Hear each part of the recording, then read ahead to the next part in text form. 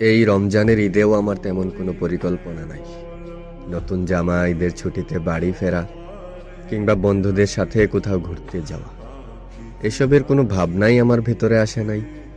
কারণ জীবনের এমন একটা পর্যায়ে দাঁড়িয়ে রয়েছি যেখানে দাঁড়ালে মানুষ তার নিজেকেই হারিয়ে ফেলে।